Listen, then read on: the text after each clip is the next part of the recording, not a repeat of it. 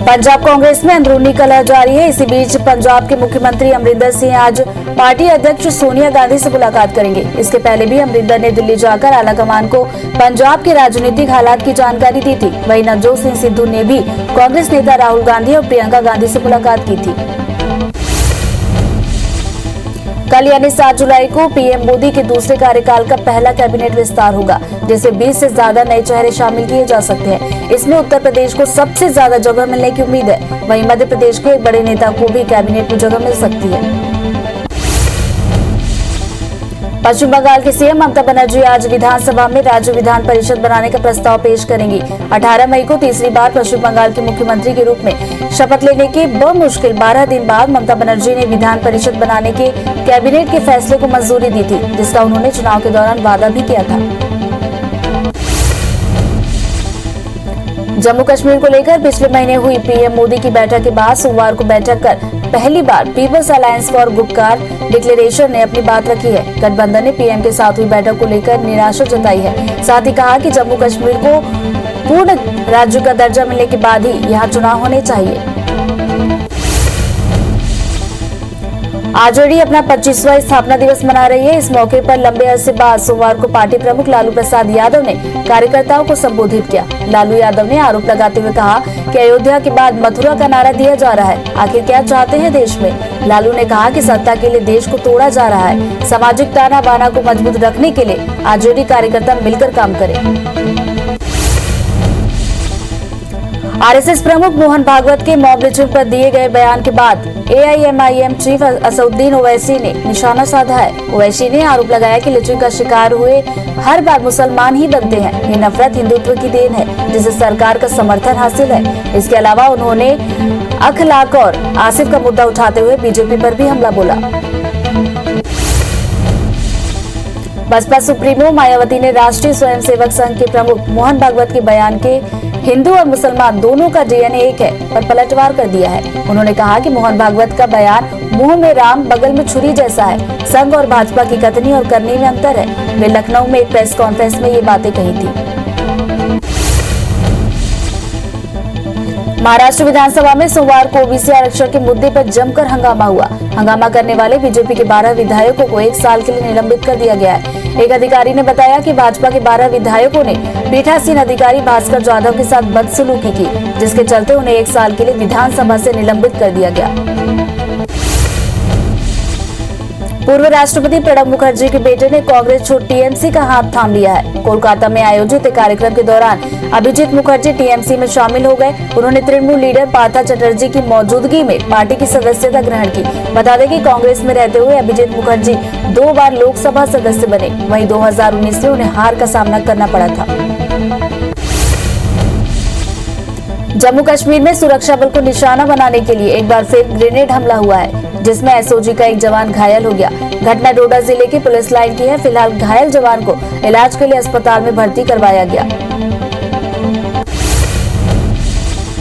Delhi NCR में भूकंप के हल्के झटके महसूस किए गए हैं। रिक्टर पैमाने पर भूकंप की तीव्रता 3.7 मापी गई है। भूकंप का केंद्र हरियाणा के झज्जर में था। नेशनल सेंटर फॉर सिस्मोलॉजी के मुताबिक कल देर रात भूकंप के झटके महसूस किए गए। हालांकि अभी जान माल के नुकसान की कोई खबर नहीं है। सीबीएसई ने 2021-22 सेशन की 10वीं और 12वीं बोर्ड की परीक्षाओं के लिए असेसमेंट स्कीम जारी कर दी है। इसके तहत एकेडमिक सेशन को 50-50% सिलेबस के अनुसार 2 भागों में बांटा जाएगा। इसके तहत पहली परीक्षा नवंबर-दिसंबर तो वहीं दूसरी परीक्षा मार्च-अप्रैल में होगी। सीबीएसई ने कोरोना महामारी को देखते हुए ये फैसला लिया। 6 बार की विश्व चैंपियन मुक्केबाज सुपर मॉम मैरी कॉम और पुरुष हॉकी टीम के कप्तान मनप्रीत सिंह टोक्यो ओलंपिक के उद्घाटन समारोह में भारत के ध्वजारोहक होंगे। सोमवार को इस बात की जानकारी आईओए ने दी। बता दें कि ओलंपिक का उद्घाटन समारोह 23 जुलाई को होगा। वहीं 8 अगस्त को इस खेलों का समापन होगा। इसके अलावा समापन समारोह में पहलवान बजरंग पुनिया को भारतीय दल का ध्वजवाहक चुना गया। दुनिया भर में कोरोना के मामले 18 करोड़ 49 लाख को पार कर गए। वहीं मरीजों की मौत का आंकड़ा 4 लाख के पार पहुंच गया है। दुनिया भर के 16 करोड़ 92 लाख मरीज कोरोना को हराकर स्वस्थ हुए। वहीं दुनिया भर में एक्टिव मामले 1 करोड़ 16 लाख के पार पहुंच गए। हालांकि कोरोना के डेल्टा प्लस वेरिएंट ने कई देशों में चिंताएं बढ़ा दी है। देश में एक दिन में कोरोना के 34,026 नए मामले सामने आए, जिससे कुल आंकड़ा 3 करोड़ 6 लाख के पार पहुंच गया। वहीं 552 नई मौत से अब तक 4,03,000 से ज्यादा मरीजों की मौत हुई है। पिछले 24 घंटे में 51,827 मरीजों को ठीक होने पर डिस्चार्ज किया गया। वहीं 4,58,000 एक्टिव मरीजों का इलाज जारी है। केरल में एक दिन में केस घटकर 8,037 हो गए हैं। इससे आंकड़ा 29,81,000 को पार कर गया। वहीं 102 मौत से अब तक 13,818 मरीजों की मौत हो चुकी है। 11,346 मरीजों के डिस्चार्ज होने से अब तक 28,66,000 लोग स्वस्थ हुए। हालांकि केरल में वीकेंड लॉकडाउन में सख्ती बढ़ती जा रही है। मध्य प्रदेश में 32 नए केस के साथ अब तक 7,90,000 मरीज मिले हैं। प्रदेश में 6 मरीजों की मौत से कुल आंकड़ा 9,000 के पार पहुंच गया। 39 मरीजों के डिस्चार्ज होने से आंकड़ा 7,80,554 को पार कर गया। राज्य में एक्टिव मरीजों की संख्या घटकर 466 पहुंच गई है। राजधानी भोपाल में 7 और इंदौर में 6 नए केस सामने आए। छत्तीसगढ़ में कोरोना के 319 नए केस के साथ आंकड़ा 9,96,000 को पार कर गया। वहीं सिर्फ एक मौत से अब तक 13,457 लोग अपनी जान गंवा चुके हैं। 443 मरीजों के डिस्चार्ज होने से कुल आंकड़ा 9,76,000 को पार कर गया। वहीं एक्टिव मरीजों की संख्या घटकर 5,220 पहुंच गई है। राजधानी रायपुर में 10 नए केस सामने आए। 16 जनवरी से शुरू हुए वैक्सीनेशन में अब तक 35 करोड़ 29 लाख लोगों को वैक्सीन लग चुकी है। इसमें 22.35% यानी 28 करोड़ 83 लाख लोगों को पहली डोज लग चुकी है। वहीं 5% यानी 6 करोड़ 46 लाख लोगों को दूसरी डोज लगाई जा चुकी है। पीएम मोदी ने सभी नागरिकों से समय पर वैक्सीन लगाने की अपील की है। कोरोना से बचने हर रोज 1 करोड़ वैक्सीनेशन का लक्ष्य भी रखा गया है। छत्तीसगढ़ में टीके खत्म होने से पूरे जिलों में वैक्सीनेशन प्रभावित हुआ है। प्रदेश में अब तक 1 करोड़ से ज्यादा लोगों को वैक्सीन की डोज लग चुकी है। इसमें लगभग 28.5% यानी लगभग 85,58,000 लोगों को पहली डोज लगी है, तो वहीं लगभग 5.71% यानी 17 लाख से ज्यादा लोगों को दूसरी डोज लगाई जा चुकी है। मध्य प्रदेश में वैक्सीनेशन अभियान जोर शोर से चल रहा है। प्रदेश में अब तक 2 करोड़ 20 लाख लोगों को वैक्सीन लग चुकी है। इसमें 1 करोड़ 87 लाख यानी करीब 25.5% से ज्यादा लोगों को पहली डोज लगी है। वहीं लगभग 4.40% यानी 32,26,000 लोगों को दूसरी डोज लगाई जा चुकी है। राजधानी रायपुर में आज टीके की कमी के चलते वैक्सीनेशन नहीं होगा। 4 दिन पहले फर्स्ट डोज लगना बंद हुआ था। अब दूसरे डोज के लिए भी टीके नहीं बचे। बता दें कि कुछ दिन पहले सीएम भूपेश बघेल ने पीएम मोदी से छत्तीसगढ़ के लिए 1 करोड़ वैक्सीन की मांग की थी।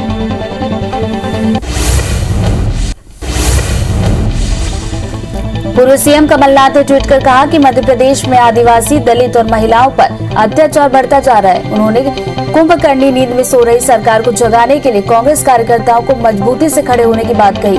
कांग्रेसियों को हर जुल्म का विरोध कर पीड़ितों की मदद करने का आह्वान किया और प्रदेश की मान सम्मान को हर कीमत पर बचाने के लिए तैयार रहने को कहा।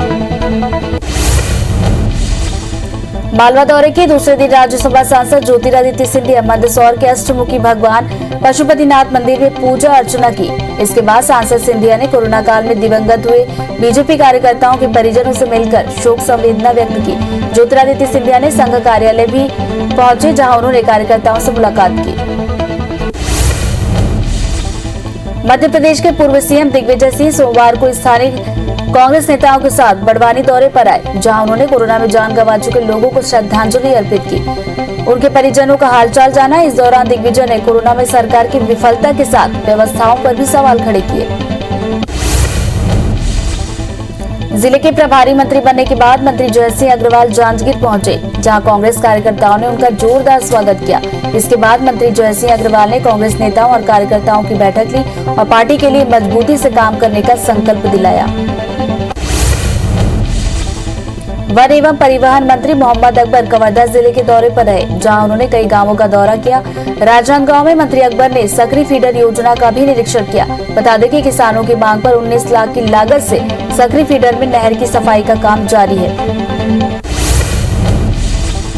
रायगढ़ में पीसीसी चीफ मोहन मरकाम के खिलाफ सोशल मीडिया पर आपत्तिजनक टिप्पणी के मामले में कांग्रेस नेता को नोटिस जारी किया गया है। जिला कांग्रेस कमेटी ने शोकाज नोटिस जारी कर सत्यदेव गुप्ता पर 72 घंटे में जवाब मांगा है। वहीं मामले में सत्यदेव गुप्ता ने सफाई देते हुए कहा कि उनकी आईडी हैक कर किसी ने ये पोस्ट डाली है।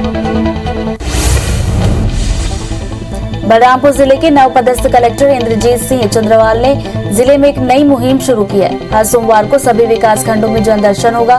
विकास खंड स्तर के समस्त अधिकारी जन दर्शन में शामिल होंगे। ग्रामीणों की समस्याओं को सुनकर उसका निराकरण किया जाएगा।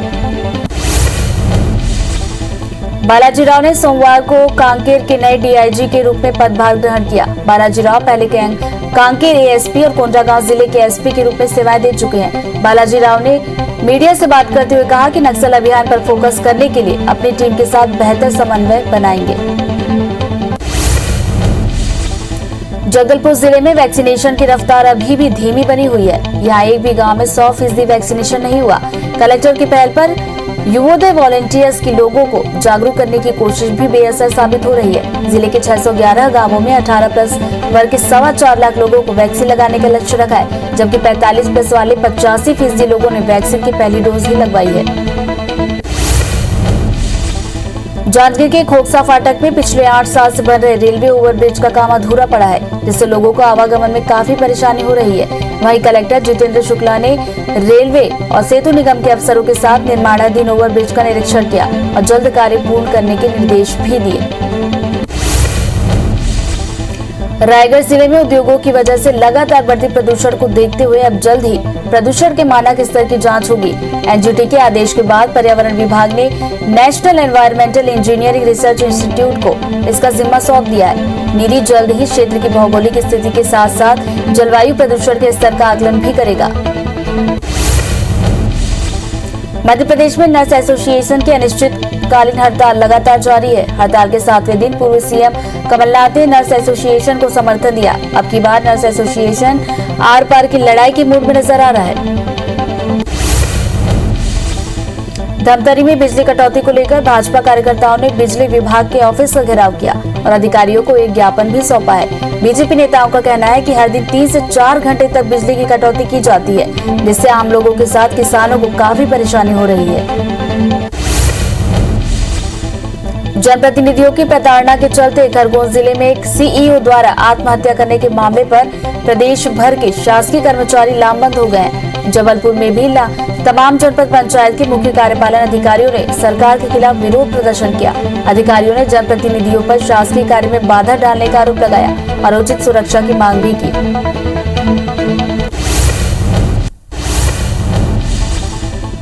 कैबिनेट विस्तार को लेकर आज पीएम मोदी ने बैठक बुलाई है। बैठक शाम 5 बजे दिल्ली में होगी, जिसमें बीजेपी अध्यक्ष जेपी नड्डा, गृह मंत्री अमित शाह के साथ एलजेपी नेता पशुपति नाथ पारस भी शामिल होंगे। मीटिंग में कल होने जा रहे कैबिनेट विस्तार को लेकर चर्चा होगी। कल यानी 7 जुलाई को प्रधानमंत्री नरेंद्र मोदी के दूसरे कार्यकाल का पहला कैबिनेट विस्तार होगा, जिसमें 20 से ज्यादा नए चेहरे शामिल किए जा सकते हैं। इसमें उत्तर प्रदेश को सबसे ज्यादा जगह मिलने की उम्मीद है। वहीं एमपी के एक बड़े नेता को भी कैबिनेट में जगह मिल सकती है। पश्चिम बंगाल की सीएम ममता बनर्जी आज विधानसभा में राज्य विधान परिषद बनाने का प्रस्ताव पेश करेंगी। 18 मई को तीसरी बार पश्चिम बंगाल के मुख्यमंत्री के रूप में शपथ लेने के बमुश्किल 12 दिन बाद ममता बनर्जी ने विधान परिषद बनाने के कैबिनेट के फैसले को मंजूरी दी थी, जिसका उन्होंने चुनाव के दौरान वादा भी किया था। पंजाब कांग्रेस में अंदरूनी कलह जारी है। इसी बीच पंजाब के मुख्यमंत्री अमरिंदर सिंह आज पार्टी अध्यक्ष सोनिया गांधी से मुलाकात करेंगे। इसके पहले भी अमरिंदर ने दिल्ली जाकर आला कमान को पंजाब के राजनीतिक हालात की जानकारी दी थी। वहीं नवजोत सिंह सिद्धू ने भी कांग्रेस नेता राहुल गांधी और प्रियंका गांधी से मुलाकात की थी। जम्मू कश्मीर को लेकर पिछले महीने हुई पीएम मोदी की बैठक के बाद सोमवार को बैठक कर पहली बार People's Alliance for Gupkar Declaration ने अपनी बात रखी है। गठबंधन ने पीएम के साथ हुई बैठक को लेकर निराशा जताई है। साथ ही कहा है कि जम्मू कश्मीर को पूर्ण राज्य का दर्जा मिलने के बाद ही यहां चुनाव होने चाहिए। आरजेडी अपना 25वां स्थापना दिवस मना रही है। इस मौके पर लंबे अरसे बाद सोमवार को पार्टी प्रमुख लालू प्रसाद यादव ने कार्यकर्ताओं को संबोधित किया। लालू यादव ने आरोप लगाते हुए कहा कि अयोध्या के बाद मथुरा का नारा दिया जा रहा है। आखिर क्या चाहते हैं देश में? लालू ने कहा कि सत्ता के लिए देश को तोड़ा जा रहा है। सामाजिक ताना बाना को मजबूत रखने के लिए आरजेडी कार्यकर्ता मिलकर काम करें। आरएसएस प्रमुख मोहन भागवत के मॉब लिंचिंग पर दिए बयान के बाद एआईएमआईएम चीफ असदुद्दीन ओवैसी ने निशाना साधा है। ओवैसी ने आरोप लगाया कि लिंचिंग का शिकार हर बार मुसलमान ही बनते हैं। ये नफरत हिंदुत्व की देन है जिसे सरकार का समर्थन हासिल है। इसके अलावा उन्होंने अखलाक और आसिफ का मुद्दा उठाते हुए बीजेपी पर भी हमला बोला। बसपा सुप्रीमो मायावती ने राष्ट्रीय स्वयंसेवक संघ के प्रमुख मोहन भागवत के बयान कि हिंदू और मुसलमान दोनों का डीएनए एक है पर पलटवार कर दिया है। उन्होंने कहा कि मोहन भागवत का बयान मुंह मेरा बगल में छुरी जैसा है। संघ और भाजपा की कथनी और करनी में अंतर है। वे लखनऊ में प्रेस कॉन्फ्रेंस में थी, वहां पर उन्होंने ये बात कही। महाराष्ट्र विधानसभा में सोमवार को ओबीसी आरक्षण के मुद्दे पर जमकर हंगामा हुआ। हंगामा करने वाले बीजेपी के 12 विधायकों को 1 साल के लिए निलंबित कर दिया गया है। एक अधिकारी ने बताया कि भाजपा के 12 विधायकों ने पीठासीन अधिकारी भास्कर जाधव के साथ बदसलूकी की, जिसके चलते उन्हें 1 साल के लिए विधानसभा से निलंबित कर दिया गया है। पूर्व राष्ट्रपति प्रणब मुखर्जी के बेटे ने कांग्रेस छोड़ टीएमसी का हाथ थाम लिया है। कोलकाता में आयोजित कार्यक्रम के दौरान अभिजीत मुखर्जी टीएमसी में शामिल हो गए। उन्होंने तृणमूल लीडर पार्थो चटर्जी की मौजूदगी में पार्टी की सदस्यता ग्रहण की। बता दें कि कांग्रेस में रहते हुए अभिजीत मुखर्जी 2 बार लोकसभा सदस्य बने। वहीं 2019 में उन्हें हार का सामना करना पड़ा। दिल्ली एनसीआर में भूकंप के हल्के झटके महसूस किए गए हैं। रिक्टर पैमाने पर भूकंप की तीव्रता 3.7 मापी गई है। भूकंप का केंद्र हरियाणा के झज्जर में था। नेशनल सेंटर फॉर सिस्मोलॉजी के मुताबिक कल देर रात भूकंप के झटके महसूस किए गए। हालांकि अभी जान माल के नुकसान की कोई खबर नहीं है। एमपी में शिवराज कैबिनेट की आज अहम बैठक होने वाली है। इसमें नगरीय निकाय चुनाव से पहले सरकार ने बड़ा फैसला लेने का निर्णय लिया। प्रदेश में 6,876 अवैध कॉलोनियों को नियमित करने वाले विधेयक को अध्यादेश के जरिए जल्द लागू किया जाएगा। आज कैबिनेट की बैठक में इसे मंजूरी मिल सकती है। पूर्व सीएम कमलनाथ ने ट्वीट कर कहा कि मध्य प्रदेश में आदिवासी, दलित और महिलाओं पर अत्याचार बढ़ता जा रहा है। उन्होंने कुंभकर्णी नींद में सो रही सरकार को जगाने के लिए कांग्रेस कार्यकर्ताओं को मजबूती से खड़े होने की बात कही। कांग्रेसियों को हर जुल्म का विरोध कर पीड़ितों की मदद करने का आह्वान किया और प्रदेश के मान सम्मान को हर कीमत पर बचाने के लिए तैयार रहने को कहा। विभागों के कामकाज को लेकर सीएम भूपेश बघेल की समीक्षा बैठकों का दौर जारी है। सीएम भूपेश बघेल आज संस्कृति और खाद्य विभाग की योजना और कामों की समीक्षा करेंगे। इसके पहले सीएम भूपेश ने कल राम वन गमन पथ, संस्कृति और पर्यटन विभाग की समीक्षा बैठक ली थी। मध्य प्रदेश के पूर्व मुख्यमंत्री दिग्विजय सिंह सोमवार को स्थानीय कांग्रेस नेताओं के साथ बड़वानी दौरे पर आए, जहां उन्होंने कोरोना में जान गंवा चुके लोगों को श्रद्धांजलि अर्पित दी। उनके परिजनों ने हालचाल जाना। इस दौरान दिग्विजय ने कोरोना में सरकार की विफलता के साथ व्यवस्थाओं पर भी सवाल खड़े किए।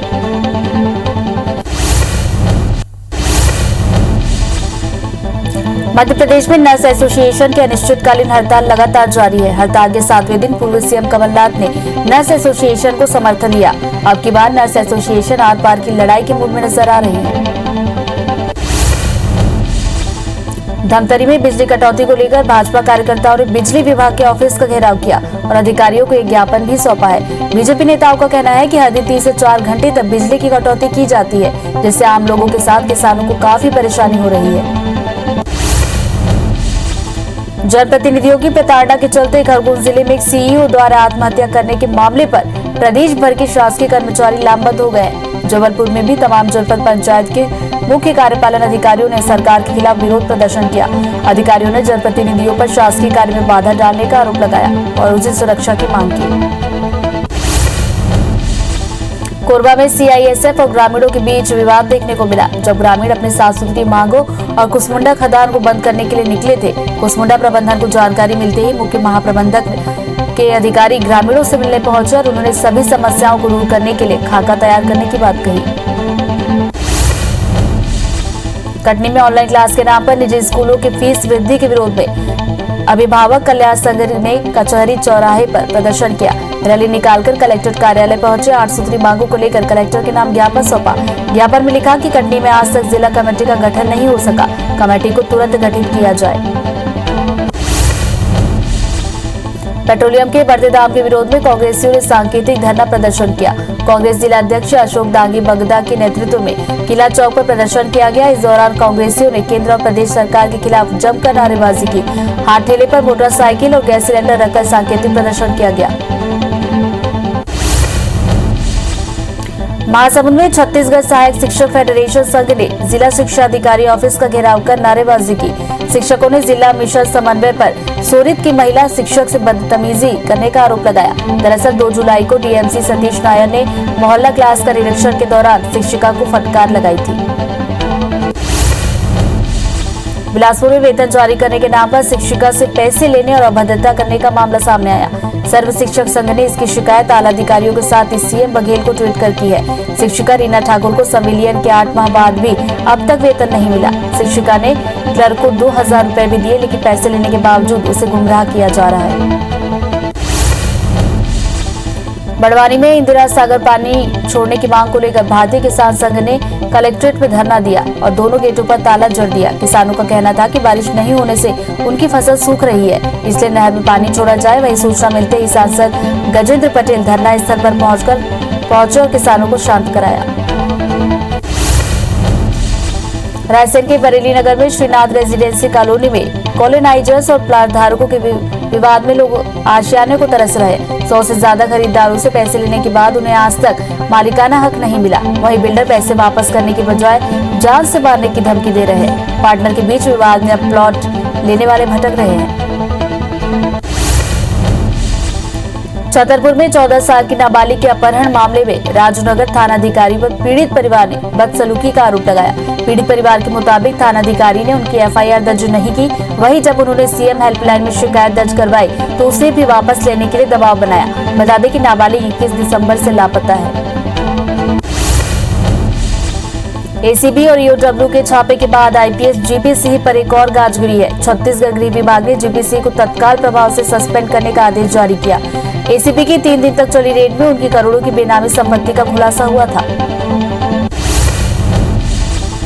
भोपाल लोकायुक्त पुलिस ने बैरसिया रजिस्ट्रार ऑफिस में पदस्थ सब रजिस्ट्रार को 35,000 रुपए की रिश्वत लेते हुए रंगे हाथ पकड़ा। आरोपी ने रजिस्ट्री के एवज में 40,000 रुपए की मांग की थी, जिसका सौदा 35,000 रुपए में तय हुआ था। एसपी लोकायुक्त मनु व्यास ने बताया कि बैरसिया के नीरज साहू ने इस संबंध में शिकायत की थी, जिसके बाद ये कार्रवाई की गई। पन्ना के पुरुषोत्तमपुर पंचायत के ग्राम चांदमारी में 10 दिनों के अंदर 3 बच्चों की सर्दी जुकाम और बुखार से मौत हो गई। सूचना पर स्वास्थ्य विभाग और महिला बाल विकास की टीम गांव पहुंची है। अभी तक 18 लोगों के सैंपल लिए गए। हालांकि जिनके सैंपल लिए गए हैं वो सभी नेगेटिव आए हैं। स्वास्थ्य विभाग लगातार मॉनिटरिंग कर रहा है।